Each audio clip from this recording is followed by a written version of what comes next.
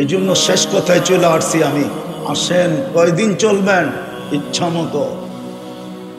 আপনার ইচ্ছা না থাকা সত্ত্বেও আপনাকে উঠায় নেওয়া যাবে। হতে পারে আপনার অফিস থেকেই নেওয়া যাবে, দুনিয়াকে তাক লাগায় দিবে, বল অফিস না তোর ছিল, সিসি ক্যামেরা না চতুর্দিকে, নিচে না গার্ড বসা, নিয়ে আসলাম, কেউ তো জানলো না।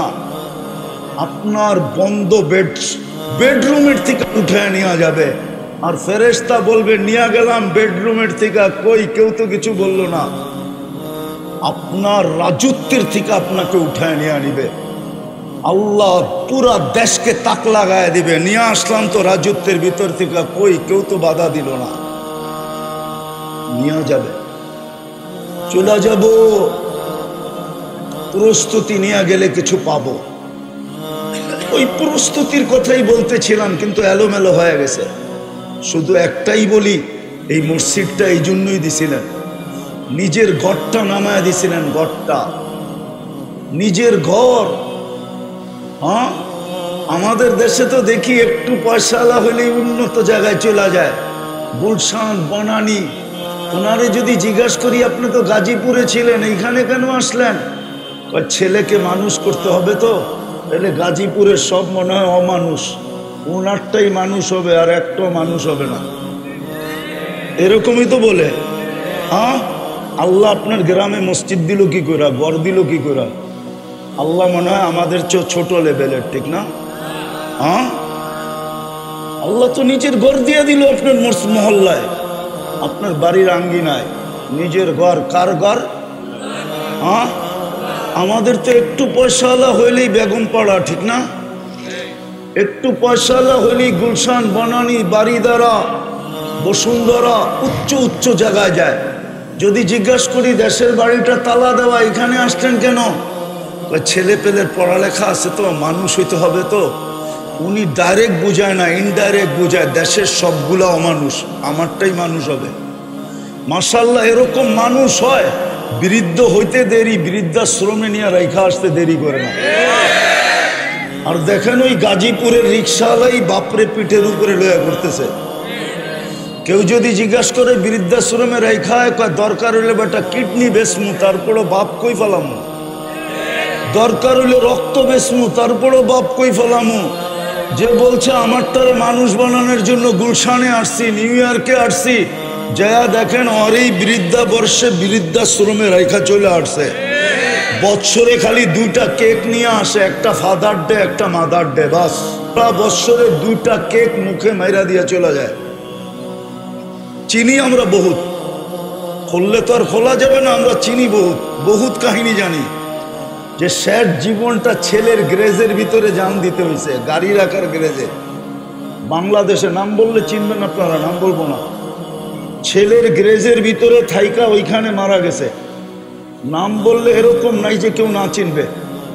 বাংলাদেশের, আমি চিনি ওনাকে, মারা গেছে গ্রেজে। ছেলে ঘরের ভিতরে জায়গা পর্যন্ত দেয় নাই, অথচ ছেলেকে মানুষ বানানোর জন্য অক্সফোর্ডে পড়ায় আনছে। বলছে অক্সফোর্ডে কেন? বলছে মানুষের মতো মানুষ বানাইতে চাই। হ্যাঁ, একবারে মানুষের মতো মানুষ বানায় নিয়ে আসছে। শেষ বয়সে বাপে গ্রেজে থেকে মারা গেছে। নাম বলবো না, বললে উনিও চিনবে, আপনারাও চিনবেন, কেউ এরকম নাই যে চিনবে না। মিডিয়ায় সব কথা আসে না, তো সব কথা মিডিয়ায় আসে না। তো যেটা বুঝাইতেছিলাম, চলে যেতে হবে। ইচ্ছা স্বাধীনতা দিছি, যেমন খুশি তেমন চলতে পারি, কিচ্ছু বলবেন না। ওই মসজিদ দিছিল প্রস্তুতি নেওয়ার জন্য, ঘরে ঘরে মসজিদ দিয়া দিছিলেন, প্রত্যেক মহল্লায় মহল্লায়। নাইলে যদি আগের মতো করতে পারতেন।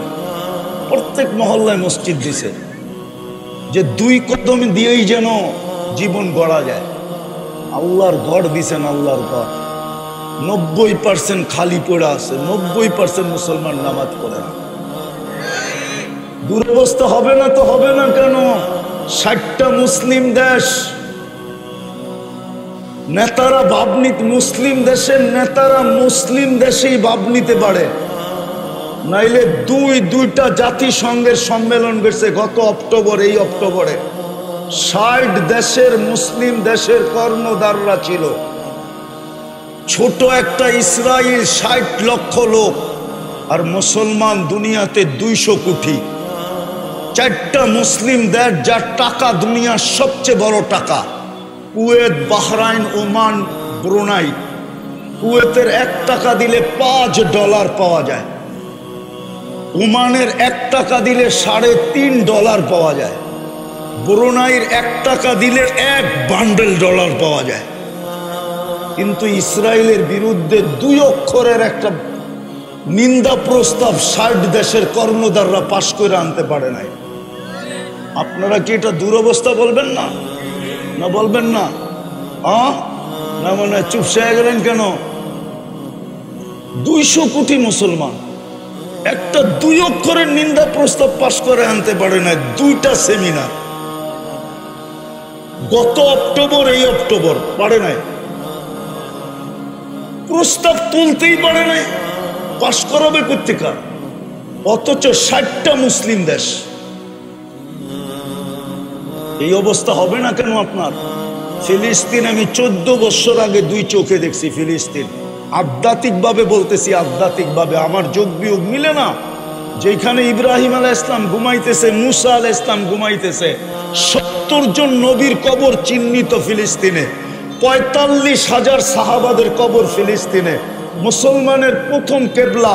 কালকে রাত্র হইল মেরাজের রাত্র, আজকে আগের রাত্র, আগামী রাত্রই মেরাজের রাত্র।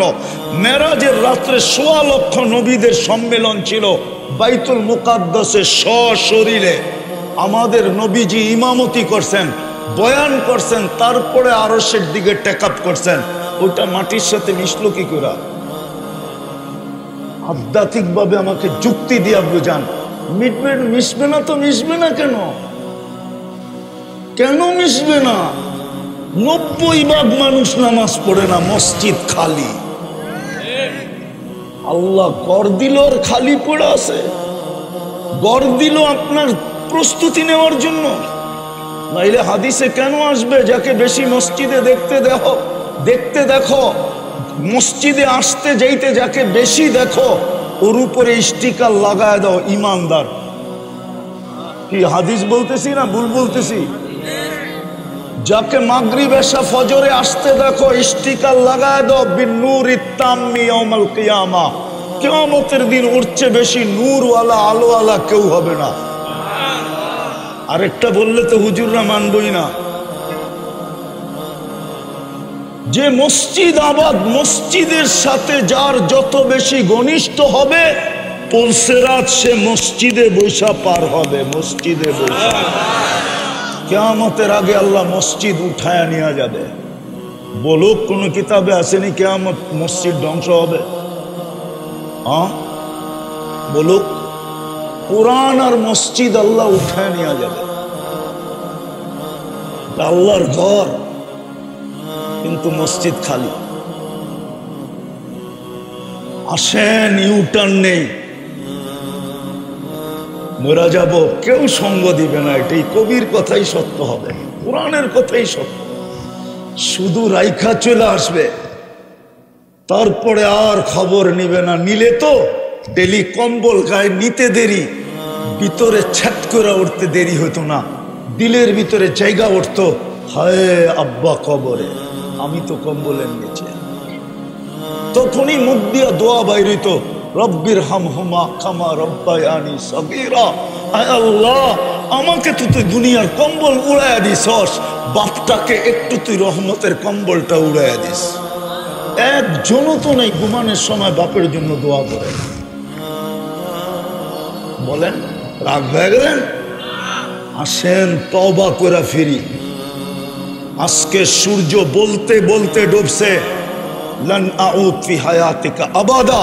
হতে পারে কাল সকালে কেউ আমাকে উঠতে দেখবে না। এরকম জায়গা ডর্জনকে ডর্জন আমার চোখে দেখা আছে, যেটা রাতে রাত মাটির সাথে মিশাইয়া দিয়েছেন। গত ডিসেম্বরে তুর্কিতে এক শহর মাটির সাথে মিশা গেছে, 1.5 লক্ষ লোক মারা গেছে। বাংলাদেশে বারবার আসছে ভূমিকম্প, নড়ছে চড়ছে, কিন্তু পড়ে নাই। এটা সিগন্যাল দিছে কোন দিন চলে আসবে। ঘুমের থেকে উঠে দেখবেন সব মাটির সাথে মিশা আছে।